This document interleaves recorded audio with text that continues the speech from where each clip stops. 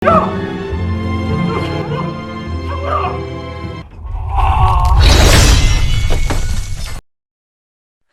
bagaimana kabar kalian? Apakah baik-baik saja? Ya, saya harap kalian baik-baik saja sehingga ada yang menonton review film saya ini.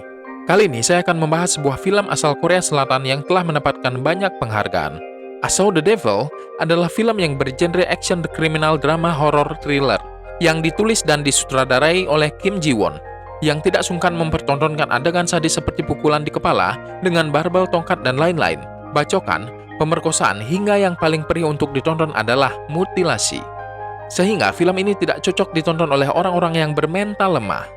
Oke, tanpa basa-basi lagi, langsung saja kita mulai. Di awal film, kita akan berfokus pada seorang wanita bernama Jo Yoon, yang diperankan oleh Oh San Ha, yang terjebak di mobilnya saat malam bersalju akibat dari ban mobilnya yang mengalami kebocoran. Ia pun mengobrol dengan tunangannya di ponselnya sambil menunggu truk derek, di mana tunangannya adalah So Hyun, yang diperankan oleh Lee Byung Hun, yaitu seorang agen rahasia Korea Selatan yang disebut NIS, atau kalau di Indonesia sama dengan BIN ya, yaitu Badan Intelijen Negara. Sementara itu, sebuah van kuning berhenti di depan mobil mogok wanita tersebut. Lalu seorang pria keluar dari mobil van tersebut dan mengetuk jendela mobil dari Jo Yoon. Ia menawarkan bantuan kepada Jo Yoon. Namun, So Yoon menyarankan Jo Yoon untuk tetap berada di dalam mobil sampai truk derek datang. Jo Yoon pun dengan halus menolak bantuan dari pria asing tersebut. Hingga beberapa saat kemudian, pria menyeramkan bernama Kyung Chul yang diperankan oleh Choi Min Sik menghancurkan jendela mobil wanita tersebut dengan palu dan memukul Jo Yoon hingga tak sadarkan diri. Anjir, adegan ini membuat saya terkejut.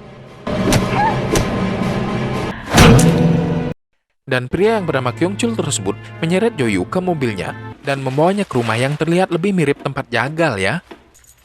Dan lagi-lagi saya pun terkejut. Saya kira Jo Yoon sudah tewas, tapi ternyata ia masih hidup. Kyung Chul dengan santainya mengikat tangan Jo Yoon, yang dimana ia hendak memutilasinya dengan sadis.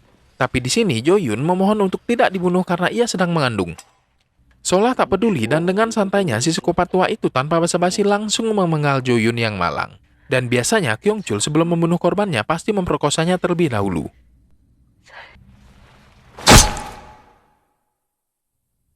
Aduh, belum 10 menit juga saya nonton adegannya udah sadis parah ya guys. Dan juga tampang psikopatnya langsung terekspos gak pakai basa-basi ya. Kalian pasti penasaran kan buat apa dia membunuh dan memutilasi para wanita tersebut? Nanti akan saya jelaskan. Saat memutilasi tubuh wanita malang tersebut tanpa sengaja, cincin pertunangan dari Jo Yoon terlepas dan jatuh ke dalam selokan pembuangan air, yang dimana nantinya akan menjadi petunjuk atas kasus pembunuhan Jo Yoon tersebut. Beberapa hari kemudian, sebuah telinga ditemukan di dalam kantong plastik oleh anak-anak yang sedang bermain di dekat sungai.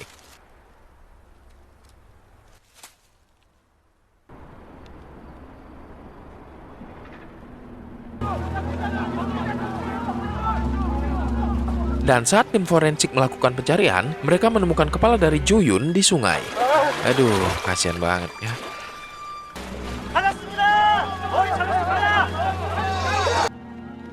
Pada saat itu, So Yoon dan ayah dari Jo Yoon tiba di tempat kejadian.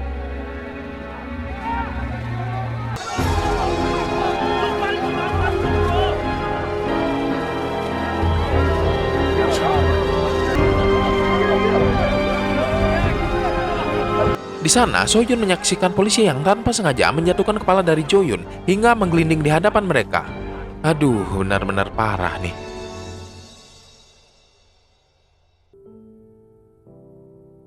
Alhasil, Jo Yoon pun dikremasi tanpa tubuh yang utuh. Benar-benar nih cerita tragis banget nih. Di sini, So Yoon amat terpukul hingga di sana ia berjanji akan membalasi pelaku dengan memberinya rasa sakit hingga 10.000 kali lipat. Keesokan harinya, So Yoon meminta izin cuti kepada atasannya. Namun, ia hanya mengajukan izin cuti hanya 2 minggu saja, di mana itu digunakan untuk mencari si pelaku pembunuhan. Menarik bukan? Dia menargetkan hanya dalam waktu 2 minggu loh. So Yoon pun meminta sebuah pelacak pada temannya yang sesama anggota BIN Korea, di mana itu akan digunakan untuk mengerjai sang psikopat.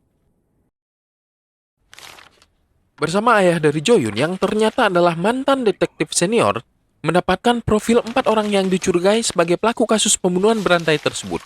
Soyun pun bergegas mencari dan menginterogasi mereka satu persatu. Ia mendatangi target pertamanya dengan langsung menyelinap ke kamar kontrakannya. Tak diduga, sang target pertamanya adalah kaum colikiawan. Di mana Soyun mendapati bahwa si target sedang menonton film pengenceritan sembari asik melakukan olahraga senam jari. Tanpa basa-basi, Soyun langsung menyerat lehernya dengan kabel dan menginterogasinya, hingga memukul biji kenarinya dengan pipa hingga pecah.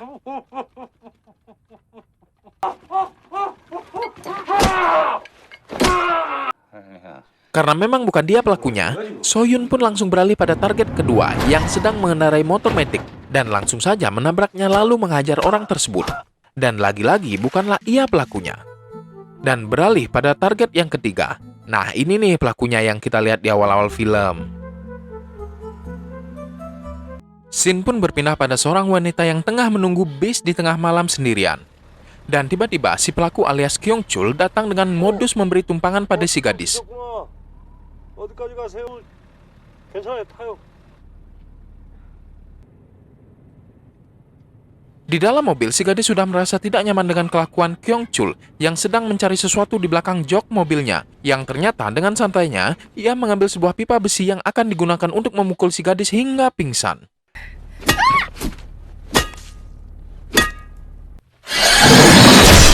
Sesampainya di rumah dari Kyung Chul, dengan keadaan tanpa busana, gadis tersebut pun dibunuh dengan cara dipancung. Bisa-bisanya sehabis membunuh dengan santainya, ia malah main gitar, guys. Aduh, emang gila nih orang. Akhirnya, Sohyun yang menyamar sebagai agen asuransi tiba di rumah dari Kyung Chul. Di sana, ia mendapati hanya ada ibu dan ayahnya, serta seorang anak laki-laki dari Kyung Chul. Mereka mengatakan Kyung Chul telah lama tidak pulang ke kampung halamannya. 이번에 장경철 씨 맞습니까? 그 가랑잎에 똥 싸먹게 생긴 놈이 뭐? 아 그놈이 우리 자식이야? 뇌수덩어리지 이놈 가족이 있다는 게 아닌가? Lalu Sohyun menanyakan tempat tinggal ayahnya yang sekarang pada anaknya. Di sini saya mulai berpikir istri dari Kyung Chul kemana ya? Apa mungkin dia dibunuh juga ya? Berbekal informasi dari anaknya, Sohyun berhasil menemukan rumah dari Kyung Chul. Saat Sohyun memeriksa kamarnya, ia menemukan banyak tas, perhiasan, dan barang-barang milik wanita di lemarinya. Hal ini tentu saja menambah keyakinan Sohyun bahwa ialah pelaku dari pembunuhan berantai tersebut. Melihat semua bukti tersebut, Sohyun lalu memeriksa ruangan yang berada tepat di belakangnya.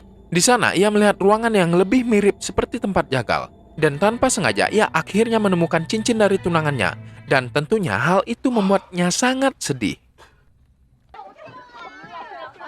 Di sisi lain, psikopat bejat ini mempunyai pekerjaan sampingan yaitu sebagai antar jemput murid SMA.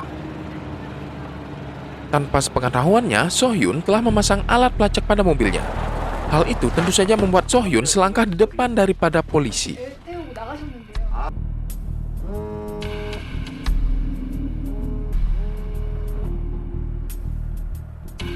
Kyung Chul menculik salah satu murid SMA tersebut untuk diperkosa dan kemudian dibunuh. Di saat yang bersamaan, Sohyun pun datang, sehingga membuat aksi pengenceritan yang ia rencanakan tersebut gagal. Dan terjadilah aksi pertarungan yang sengit di antara mereka berdua. Dengan bela diri ala agen rahasia yang ia kuasai dan statusnya sebagai pemeran utama, Sohyun pun menang dengan telak dan menghajar Kyung Chul hingga pingsan.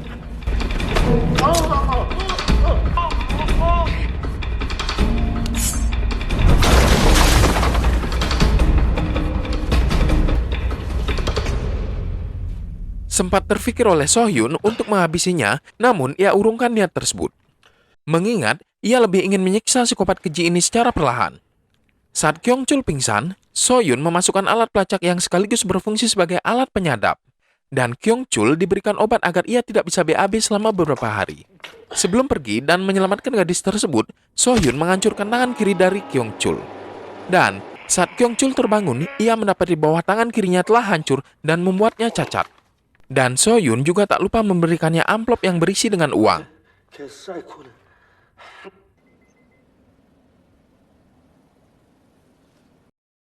Saat Kyung Chul mencari tumpangan di jalan, ia malah bertemu dengan supir taksi yang ternyata adalah perampok dan membuat Kyung Chul lebih siaga. 헤이, 그럼 Di mana tanpa basa-basi lagi, Kyung Chul langsung menikam si supir dan temannya tersebut dengan brutal. Maaf ya, adegannya nggak bisa saya tampilkan karena memang brutal banget. Tapi emang adegannya seru banget dah pokoknya.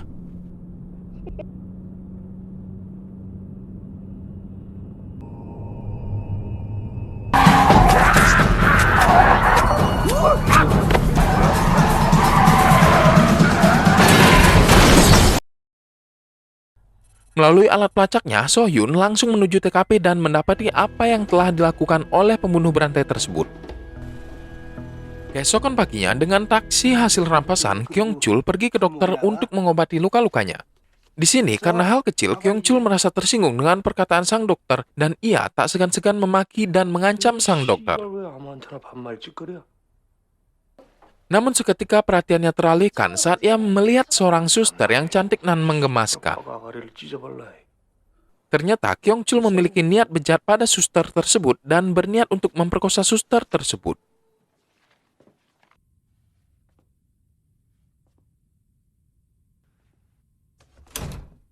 Ancaman demi ancaman dilakukan oleh Kyung Chul agar sang suster mau menuruti keinginan bejatnya tersebut. Dan sang suster pun dengan terpaksa menurutinya. So Hyun yang mendengar percakapan Kyung Chul dari alat penyadap yang telah ia pasang, langsung mendatangi Kyung Chul yang tengah akan melakukan aksi pengenciritan terhadap suster malang tersebut. Dan tiba-tiba, So Hyun pun datang dan langsung menghantam kepala dari Kyung Chul dengan tabung pemadam kebakaran hingga tersungkur. Kapok. Dan terjadilah aksi pertarungan yang cukup sengit dan keren di antara keduanya, yang tentunya lagi-lagi dimenangkan oleh So Hyun, yang dimana itu dikarenakan statusnya sebagai pemeran utama dalam film ini. So Hyun pun kembali menyiksa Kyung Chul dengan membuatnya cacat dengan cara memotong tendon pada kaki Kyung Chul, lalu mengobatinya dan melepaskannya kembali.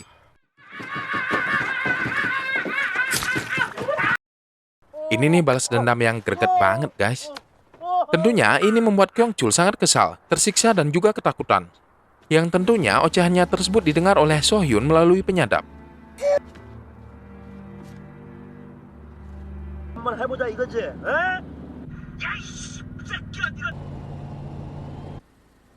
Saat Kyung Chul kehabisan bensin di jalan, seperti biasa ia kembali ingin melakukan aksi perampasan mobil dengan kekerasan. Lucunya, ia malah menyetop kendaraan dinas militer yang berisi penuh dengan tentara. Cari mati dia. Alhasil, ia pun mengurungkan niatnya. Di tempat lain, kita diperlihatkan seorang pria yang tengah membakar barang bukti berupa baju yang berlumuran darah dan juga sebuah handphone yang sedang menerima panggilan. Kita sebut saja pria ini bernama si Budi ya. Si Budi juga memberi makan anjingnya dengan daging yang berlumuran darah. Ya, kalian bisa tebaklah daging apa yang dia berikan kepada anjing peliharaannya itu. Ternyata ia adalah teman dari Kyung Chul yang sama-sama psikopat kelas berat. Dan ia mempunyai hobi memakan daging manusia dalam keadaan fresh atau mentah. Di sana, Kyung Chul makan malam dengan dua temannya tersebut, yang dimana mereka bertiga adalah sama-sama psikopat yang sadis. Sembari, Kyung Chul bercerita bahwa ia diburu dan dihajar habis-habisan oleh seorang laki-laki misterius. Dan si Budi mengira bahwa So Hyun adalah sama-sama psikopat seperti mereka. 단단히 물린 것 같다. 그럼 난 내일 아침쯤에 해볼까나. 잡았다 풀어주고 먹을 까면 고통을 즐기는 거지. Dan di tengah malam, So Hyun pun menyelinap ke rumah tersebut untuk mencari Kyung Chul. Di sisi lain, saat si Budi menginginkan daging segar, ia akan menjagal seorang wanita hanya untuk dikonsumsi sekaligus bersenang-senang. Waduh, udah benar-benar gak waras nih orang. Udah kayak motong ayam aja ya. 좀만 참어. 응?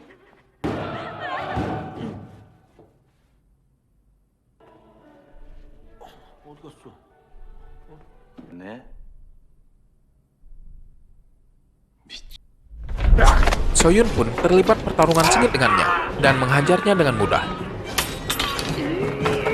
손, 발, 머리 순서 맞지? 니들이 한 대로 똑같이 할 거야. Dan saat So Hyun hendak memotong tangannya, tiba-tiba Kyung Chul datang dengan membawa shotgun dan menembak So Hyun, namun meleset. So Hyun pun melompat menghindar dan bersembunyi di ruangan lain. Nah, sekarang 1 versus 3 nih.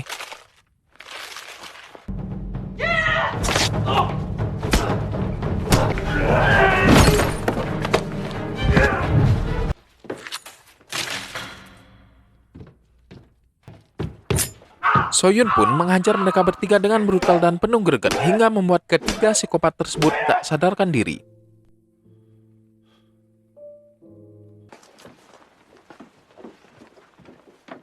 이제 그만 저 새끼 넘기시죠.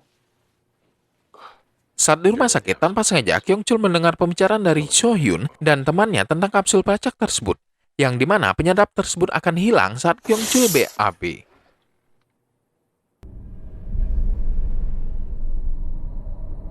Scene pun berpindah, di mana Kyung Chul telah berada di sebuah lorong kereta api. Yang sebenarnya terjadi adalah Sohyunlah yang kembali membebaskan Kyung Chul dengan maksud untuk kembali menyiksanya. Di sini akan kembali menjadi lebih kacau karena Kyung Chul telah mengetahui bahwa ia telah dipasangi penyadap dan juga ia mengetahui bahwa Sohyun adalah tunangan dari Joyun melalui cincin yang Joyun dan Sohyun gunakan. Kyung Chul pun mendatangi apotek untuk mencari obat pelancar BAB agar pelacak tersebut bisa keluar dan menantang Sohyun untuk mulai bermain. Di sini situasinya mulai terbalik karena Sohyun harus berpacu dengan waktu sebelum kehilangan jejak dari Kyung Chul. Dan ditambah lagi korban yang mulai berjatuhan yang membuat Sohyun mulai panik.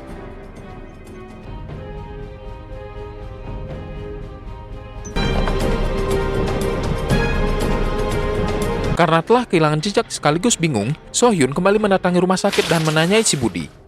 Di sini, si Budi mengatakan bahwa Kyung Chul akan membalas dendam dengan mengincar keluargamu. Lalu ia akan menyerahkan diri ke polisi. 진짜 그 새끼 잘못 건드린 거야.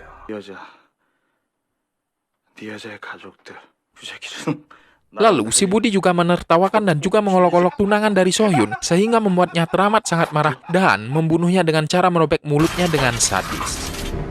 지금 장경철 통화 잡았어요. 그런 거 아니에요? 감정이 어디를 또?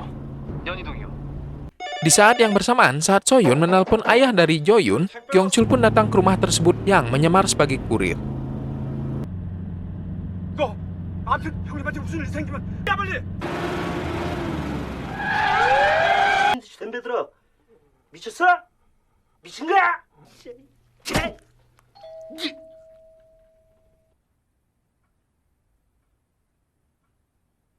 Dan saat polisi tiba di rumah tersebut, semuanya telah terlambat. Di sana, Sohyun mendapat telepon dari Kyung Chul bahwa ia akan segera menyerahkan diri ke polisi dan sekaligus memberitahu lokasi tempat ia menyerahkan diri. Kyung Chul juga menculik dan membunuh adik dari tunangannya tersebut.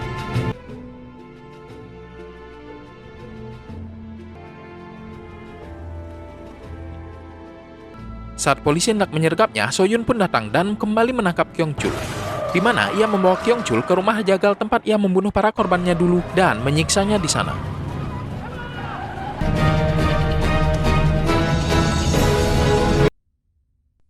Di sana, Sohyun pun berkata telah menyesal meremehkannya dan langsung menyulut dahinya dengan rokok hingga ia berteriak kesakitan. Pokoknya penyiksaannya parah deh. Saya jadi harus banyak nyensor nih. 아니야, 아직은 아니야. 조금만 기다려. 많이 들었지? 살려달라는 말. 한테 얻을 수 있는가? Namun, Sohyun memiliki rencana lain, yaitu ia telah menghubungi keluarga dari Kyung Chul untuk datang. Jadi, maksud dari Sohyun membuat jebakan ini agar keluarganya merasakan apa yang telah ia rasakan juga. Yaitu, jika keluarganya membuka pintu tersebut, maka tali dari alat pancung tersebut akan terlepas dan secara otomatis akan langsung memenggal Kyung Chul. Sehingga kedua orang tuanya beserta anak dari Kyung Chul akan menyaksikan ia mati dengan mengenaskan.